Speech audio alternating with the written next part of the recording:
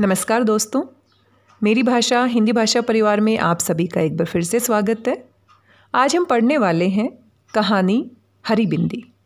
इस कहानी की लेखिका हैं मृदुला गर्ग जी और इस कहानी को भी MHT 11 के पाठ्यक्रम में शामिल किया गया है। इस कहानी के मध्य में मुख्य पात्र है एक मध्यम वर्गीय विवाहित स्त्री। कहने को तो स्त्री अपने आप में स्वतंत्र है, आज़ाद है।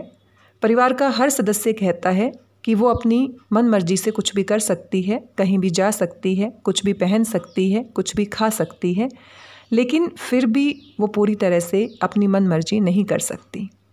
विवाह होने के बाद जैसे ही वो दहलीज पार करती है मायके की, बहुत सारी ऐसी बंदिशें हैं जो किसी को दिखाई नहीं देती, जो अदृश्य होती हैं और नारी के पैरों में एक तरह से बेड़ियां डाल देती हैं। वो चाहकर भी वो कुछ नहीं कर सकती जो कभी मायके में कर पाती थी। हालांकि उसको कोई मना भी नहीं करता, लेकिन जो मर्यादाएं हैं, विवाहित स्त्री की जो मर्यादाएं कहीं ना कहीं समाज ने सुनिश्चित कर दी है, वो उसके बंधन से बाहर नहीं आ पाती। कहीं ना कहीं उसको डर होता है कि अगर मैं ऐसा करूँगी तो मेरे माँ बाप के संस्कारों पर सवाल उठाए जाएंगे और कहीं ना कहीं घर में क्लेश पैदा होगा। हरी बिंदी कहानी में भी एक मध्यम वर्गीय महिला सुबह से शाम तक एक तरह की दिनचर्या पूरी करती है और अचानक से एक दिन उसका पति किसी काम से बाहर चला जाता है और सुबह सुबह जब वो उठकर देखती है तो देखकर उसको एक अलग ही आज़ादी का अनुभव होता है कि आज पूरा दिन उसके ऊपर कोई बंदिश नहीं है। वह सब कुछ कर सकती है जो अपने पति की मौजूदगी में नहीं कर सकती। वो कुछ भी पहन सकती है, कहीं भी जा सकती है, किसी भी तरीके से अपने पूरे दिन को बिता सकती है।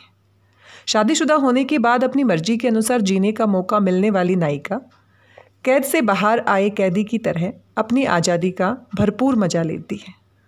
समाज की वास्तविकताओं के प्रति लोगों का ध्यान आकृष्ट करके सपनों की दुनिया से बाहर आकर सफल सबल समाज बनाने की प्रेरणा इस कहानी के माध्यम से लेखिका देना चाहती है। समकालीन समाज में दाम्पत्य जीवन की एक रास्ता पारिवारिक संबंधों में बदलाव ला रहे हैं। समाज में आज तलाक लेने वालों की संख्या बढ़ती जा रही है, क्योंकि कहीं ना कहीं महिला को जब अपने अधिकारों के बारे में जागरूकता मिल जाती है तो वो इस बंधन को स्वीकार नहीं करती। बहुत पहले समय की अगर हम बात करें, महिलाओं को शिक्षा नहीं दी जाती थी। वो जिस तरह से परिवार में उसको रखा जाता था उसी को अपनी नियति मान लेती थी। लेकिन आज के समाज में इस तरह की परिस्थितियां धीरे धीरे बदल रही हैं और संबंध विच्छेद जैसी समस्याएं हमारे सामने आ रही हैं। हरी बिंदी कहानी की नायिका भी एक तरह से अपने दाम्पत्य जीवन से कहीं ना कहीं परेशान है। एक ही प्रकार की दिनचर्या को जीते जीते वो ऊब गई है। अपने पति की बातों को सुनते सुनते मानते मानते कहीं ना कहीं एक टीस उसके मन में है। एक दिन उसके पति अचानक से दिल्ली जाते हैं और वो एक दिन के लिए पूरी तरह से आज़ाद हो जाती है और उस समय का सदुपयोग करते हुए वो सारे काम करती है जो कहीं ना कहीं उसके मन में दबे हुए थे, अपने पति के सामने वो नहीं कर पाती थी। वह सुबह देर से उठती है, नौकर को छुट्टी देकर मन चाहे कपड़े पहनकर और हरी बिंदी लगाकर। हालांकि वो हरी बिंदी उसके कपड़ों पर पूरी तरह से मैच नहीं करती है और वो मन ही मन सोचती भी है कि अगर उसके पति होते तो ज़रूर टोकते कि तुमने हरी बिंदी क्यों पहनी है, क्योंकि ये तुम्हारे कपड़ों से मैच नहीं कर रही है। और बाहर घूमने निकल जाती है, फिल्म देखती है, प्रदर्शनी देखने के लिए जाती है, फिर एक अजनबी के साथ देर तक घूमती है, काफ़ी बातें करती है और इस तरह से कॉफ़ी पीते हुए दोनों आत्मीयता से बातें करते हैं। एक ही टैक्सी में वापस आते हैं, मगर दोनों अपने नाम तक एक दूसरे को नहीं बताते। और ये एक छोटी सी कहानी है जो बहुत सारे सवाल हमारे मन में छोड़कर चली जाती है। लेखिका ने कहानी की नायिका का कोई नाम नहीं दिया है, हालांकि उसके पति का नाम यहाँ पर बताया गया है राजन। घर के नौकर का नाम भी यहाँ पर बताया गया है मुंडू। सिनेमा घर के अपरिचित व्यक्ति का कोई नाम नहीं है और ये जो हमारी लेखिका हैं वो नायिका को भी कोई नाम नहीं देती है, क्योंकि ये एक तरह से उस हर किसी नारी के व्यक्तित्व को दिखाती है जो इस तरह की परेशानी से ग्रस्त हैं और कहीं ना कहीं अपनी आज़ादी को खो चुकी हैं। इस तरह की रूपरेखा जानने के बाद आइए कहानी को पढ़ना और भी मज़ेदार हो जाता है। कहानी को पूरी तरह से पढ़ते हैं और देखते हैं हमारी नायिका क्या क्या करती है। क्या ये कहानी आपके जीवन से तो जुड़ी हुई नहीं लगती है? आप इसे महसूस कर सकते हैं अगर आप भी इसी प्रकार की जीवन शैली में बंधे हुए हैं। आइए कहानी का वाचन करते हैं। कहानी की शुरुआत इन पंक्तियों से होती है। आँख खुलते ही आदतन नज़र सबसे पहले कलाई पर बंधी घड़ी पर गई। सिर्फ 6:30 बजे थे। उसने फ़ौरन दोबारा कसकर आंखें बंद कर ली और इंतज़ार करने लगी कि अब पलंग चरमराएगा और आवाज़ आएगी, उठना नहीं है क्या? पर जब कुछ देर चुप्पी बनी रही तो आंखें खोलकर देखा बिस्तर पर वह अकेली है। तो यहाँ पर कौन चिल्लाएगा, किसकी आवाज़ आएगी? उठना नहीं है क्या? उसके पति की। अरे हाँ, रात ही तो राजन दिल्ली गया है, याद ही नहीं रहा। तो अब उठने की कोई जल्दी नहीं है। और यहाँ कहानी की शुरुआत में ही हम देख सकते हैं किस तरह से बंदिश होती है एक महिला के जीवन में सुबह जल्दी उठने की, घर के सारे कार्य जल्दी से निपटाने की और घर की गाड़ी को सुचारू रूप से चलाने की। तो आज हमारी नायिका पूरी तरह से स्वतंत्र है। अब उसके पति उसको जल्दी उठाने के लिए नहीं आवाज़ देंगे और वो देर तक सो सकती है, यानी कि पहली मनमर्जी वो करना यहाँ पर शुरू कर देती है। उसने ढेर सारी हवा गालों में भरकर लंबी सांस छोड़ी और पूरे बिस्तर पर लोट लगा गई। तो यहाँ पर उसको पूरा बिस्तर मिल गया है। हालांकि हर रोज़ ऐसा उसके साथ नहीं होता है। दूसरे सिरे पर जाकर मुंह पर बाँह रखकर लेटी तो कानों में घड़ी की टिक टिक बज उठी। वह मुस्कुरा दी। उसे कलाई पर घड़ी बांधकर सोने की आदत है। रोज राजन चिढ़कर कहता है, ये क्या, सारी रात कान के पास टिक टिक होती रहती है, इसे उतारो ने।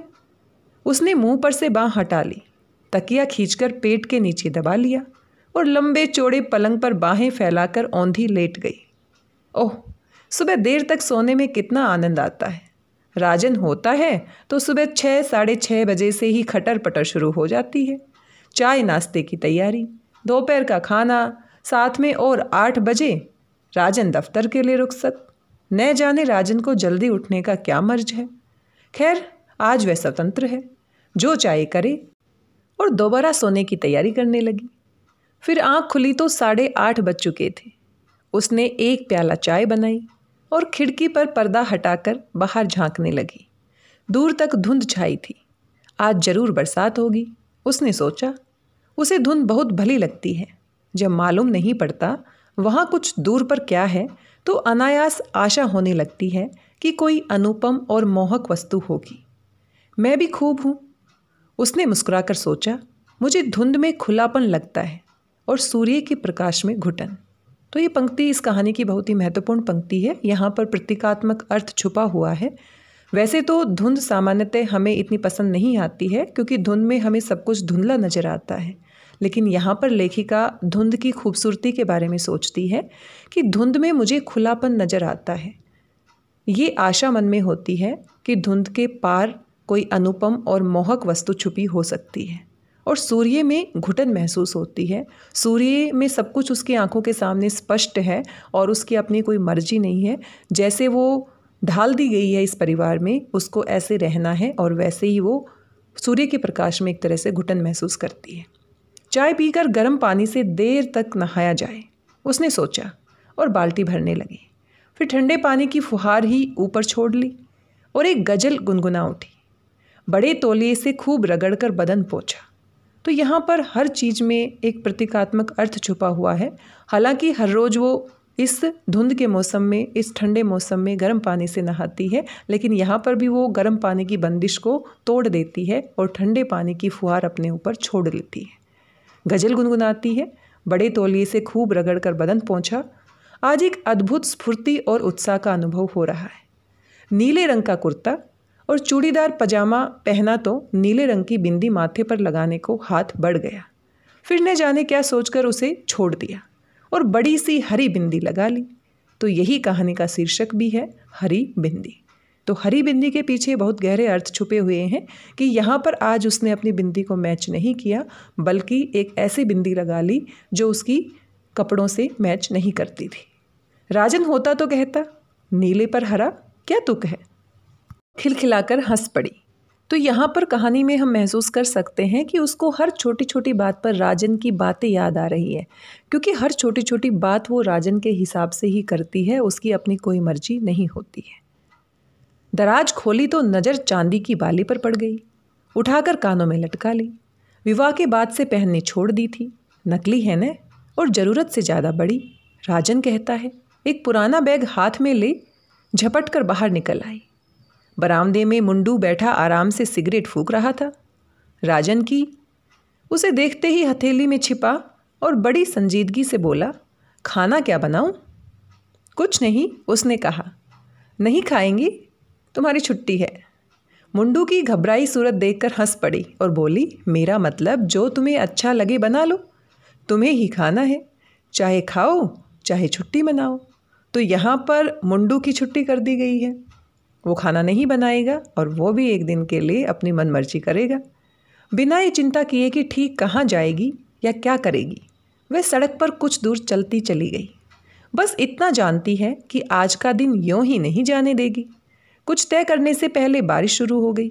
उसने कुछ दूर भागकर टैक्सी को आवाज़ लगाई और भीतर घुसकर सोचने लगी, जब टैक्सी ली है तो कहीं ना कहीं जाने को कहना पड़ेगा। जहांगीर आर्ट गैलरी उसने जो सबसे पहले मुंह में आया कह दिया। तो यहाँ पर उसने निश्चित नहीं किया कि उसको कहाँ जाना है, कोई प्लानिंग नहीं की है और वो निकल पड़ी है।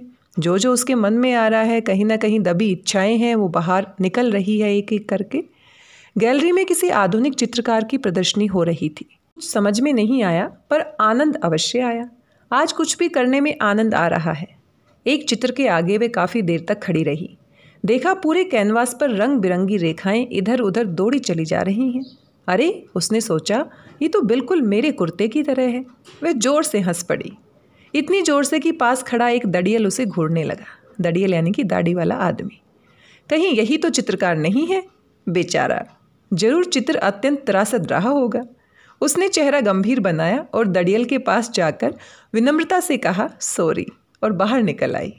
बाहर आकर ख्याल आया, हो सकता है वह कलाकार न हो, उद्योगपति हो। दो किस्म के इंसान ही दाढ़ी रखने का साहस कर सकते हैं, कलाकार और सामंत। सामंत अब रहे नहीं, उनका स्थान उद्योगपतियों ने ले लिया है। तब तो दिन भर यही सोचता रहेगा, उसने सॉरी क्यों कहा। उसमें भी नफ़े की गुंजाइश ढूंढता रहेगा। वह दूने वेग से हंसती। तो यहाँ पर लेखिका छोटी छोटी बातों पर हंस रही है, अपनी मन की गांठें खोल रही है। फिर देखा बारिश थमी हुई है, पर आकाश अब भी काफ़ी गुस्सैल नजर आ रहा है।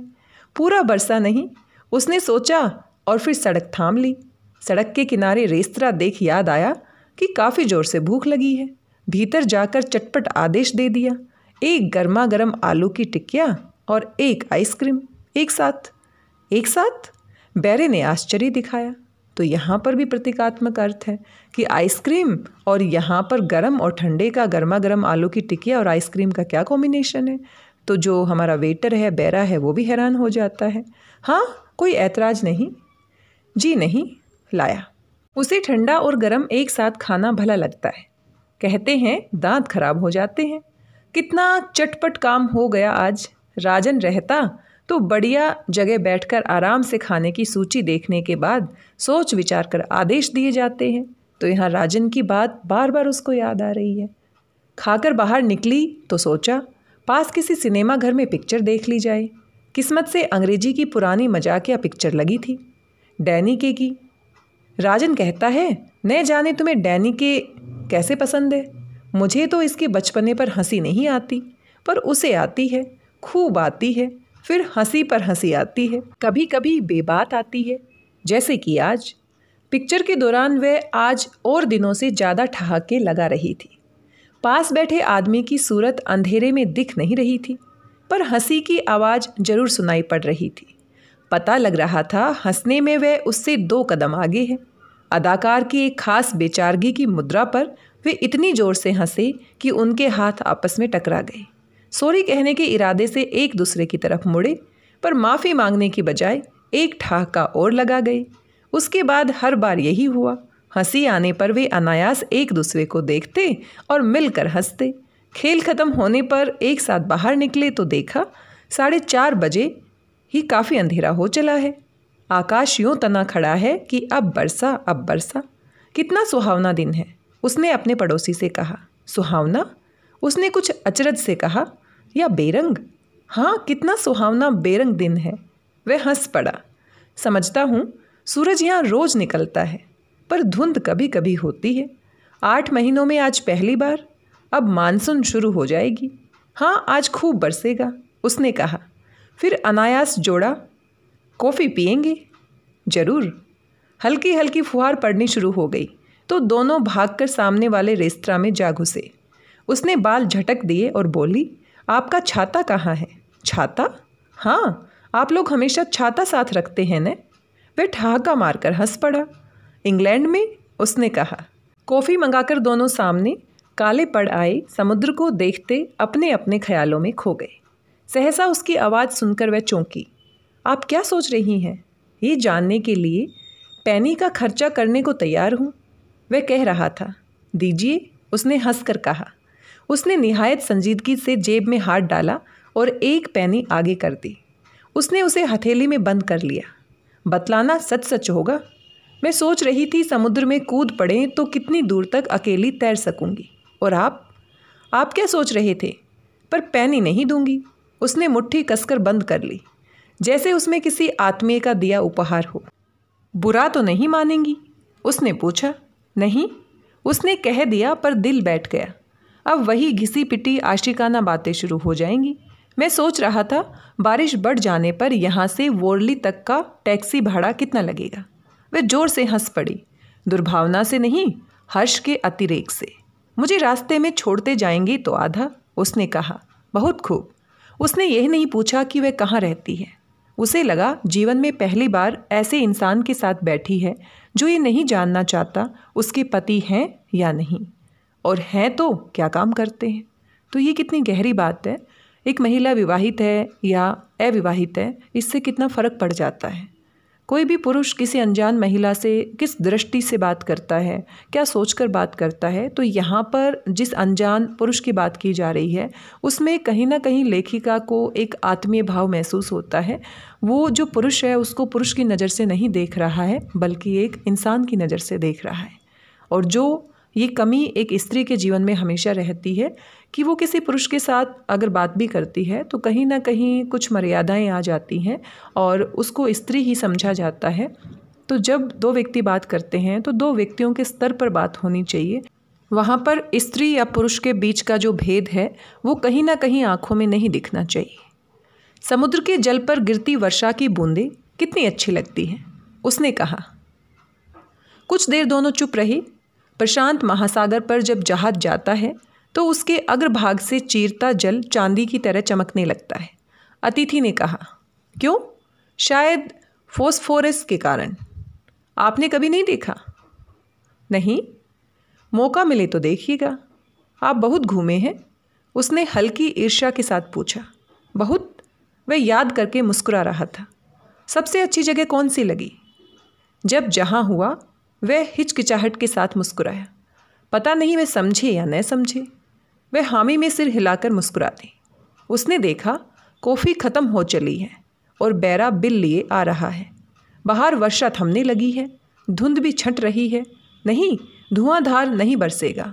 वह संकेत झूठा निकला।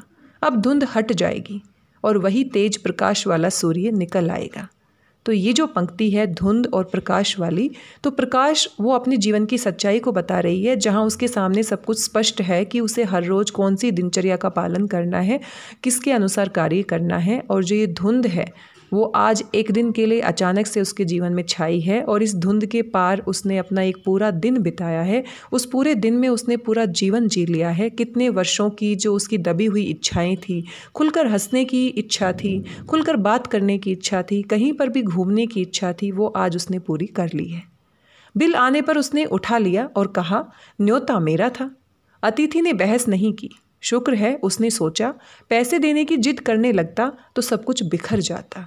तो यहाँ पर एक और गहरी बात हम यहाँ पर देख सकते हैं कि औरतों को कहीं ना कहीं आर्थिक रूप से कमज़ोर देखा जाता है। और जब एक औरत और एक पुरुष कहीं पर भी खाना खाते हैं तो पुरुष को ये अहम भाव होता है कि मैं ही वहाँ का बिल पे करूँ। तो यहाँ पर जो अजनबी व्यक्ति है, जब यहाँ पर नायिका उसका बिल उठा लेती है तो वो जिद नहीं करता कि मुझे ही बिल देना है। और ये बात नायिका के दिल को छू जाती है। वो सोचती है कि अगर वो पैसे देने की जिद करता तो शायद सब कुछ बिखर जाता। टैक्सी लेकर चले थे कि घर आ गया। उतरते उतरते पैसे निकालने लगी तो उसने रोक दिया। रहने दीजिए। क्यों? उसके माथे पर शिकन पड़ गई। आज का दिन मेरे लिए काफ़ी कीमती रहा है। कैसे? मैंने आज से पहले किसी को हरी बिंदी लगाए नहीं देखा, उसने स्निग्ध स्वर में कहा। वह जरा ठिठकी कि टैक्सी चल दी। कुछ दूर जाकर आंखों से ओझल हो गई। और इन्हीं पंक्तियों के साथ कहानी यहीं पर समाप्त हो जाती है। तो हरी बिंदी का किस तरह से लेखिका ने कितना सुंदर प्रतीक बनाकर पूरी कहानी को रच दिया है, और ये कहानी एक मीठी सी छाप हमारे मन पर छोड़ जाती है। जो विवाहित महिलाएं हैं, इस कहानी को पढ़ रही हैं या सुन रही हैं, वो ज़रूर कहीं ना कहीं किसी कोने में इस कहानी के प्रति लगाव महसूस करने लगेंगी। मैं भी कहीं ना कहीं किसी कोने में इस कहानी को पढ़कर अपने जीवन को जोड़ पाई। जब भी हम औरतें जो विवाहित हैं और घर गृहस्थी को संभाल रही हैं, जब भी किसी खाली वक्त में वो सुकून भरे पलों को याद करती हैं, तो सबसे पहले पंक्ति में मायके के दिन याद आते हैं। क्योंकि माँ बाप के सानिध्य में कहीं कोई बंदिश नहीं होती है। हालांकि इतनी आज़ादी भी नहीं होती है, समाज के कुछ बंधन होते हैं, लेकिन जो वैवाहिक जीवन के बंधन होते हैं वो मायके में नहीं होते। लड़कियां अपने माँ के, अपने पिता के सामने कहीं भी जा सकती हैं, खुलकर घूम सकती हैं, उनको बोलने की आज़ादी होती है। लेकिन जैसे ही वो वैवाहिक जीवन के बंधन में बंध जाती हैं, तो बहुत सारी अदृश्य मर्यादाएं, परंपराएं, मान्यताएं उनके सर पर एक बोझ की तरह होती हैं। मैं इनको गलत नहीं कह रही हूँ, इनके और भी मायने होते हैं, लेकिन कहीं ना कहीं जो अपना छोटा सा मन होता है वो स्वतंत्र नहीं हो पाता है। तो यहाँ पर जो अजनबी है वो भी लेखिका की हरी बिंदी को सराहता है, ना कि ये कहता है कि तुमने हरी बिंदी क्यों पहनी है, क्योंकि ये तुम्हारी कपड़ों के साथ मैच नहीं करती है। तो लेखिका यहाँ पर सब कुछ वैसा ही करना चाहती है जो एक परिपाटी पर चलकर नहीं किया जाता, जो एक आम महिला नहीं कर पाती है। और इस महिला के माध्यम से उन सभी औरतों के दर्द को यहाँ पर मृदुला गर्ग हमारे सामने प्रस्तुत करती है, जो कहीं ना कहीं अपने मन को मारकर जीती रहती हैं और पति के कहे अनुसार चलती हैं, सास ससुर के कहे अनुसार चलती हैं। फिर उनके बच्चे बड़े हो जाते हैं तो बच्चों के दबाव में आकर भी वो बुजुर्ग अवस्था में भी अपने मन की बातों को नहीं कह पाती है, अपने मन मुताबिक नहीं जी पाती हैं, अपना पूरा जीवन परिवार को समर्पित कर देती हैं।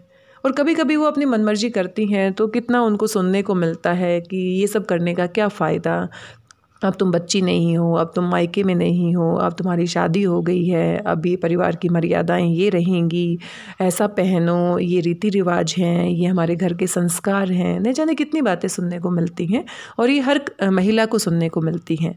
तो यहाँ पर सकारात्मक बातें भी हो सकती हैं, कुछ कहीं ना कहीं मन में टीस भी उठती है। तो हर सिक्के के दो पहलू होते हैं। ऐसा नहीं है कि ये पूरी तरह से गलत है और ऐसा भी नहीं है कि ये पूरी तरह से सही है। एक औरत की आज़ादी आज भी पुरुष के रहमो करम पर बनी हुई है, ऐसा कहना गलत नहीं होगा। कितना भी हम आगे बढ़ जाएं, लेकिन पुरुष और महिला के बीच की जो खाई है वो पूरी तरह से नहीं पट पाई है। इन्हीं विचारों के साथ आप इस कहानी के बारे में क्या सोचते हैं, अपने विचार मेरे साथ अवश्य साझा कीजिए। क्या आप भी विवाहित महिलाएं हैं और इस कहानी से अपने आप को जोड़कर देख पाई हैं, तो अपने मन के भाव हमारे साथ अवश्य साझा कीजिए। और अगर आप विवाहित नहीं भी हैं या आप पुरुष भी हैं, इस कहानी को पढ़ रहे हैं, तो आपके अपने विचार हो सकते हैं। हो सकता है मेरे विचारों से बिल्कुल अलग विचार हों और आपके विचारों को पढ़कर मुझे अवश्य अच्छा लगेगा, मेरे विचारों को एक नई दिशा मिलेगी। मिलते हैं किसी नई कहानी के साथ। तब तक स्वस्थ रहिए, व्यस्त रहिए और कुछ ना कुछ पढ़ते रहिए। धन्यवाद, बहुत बहुत धन्यवाद।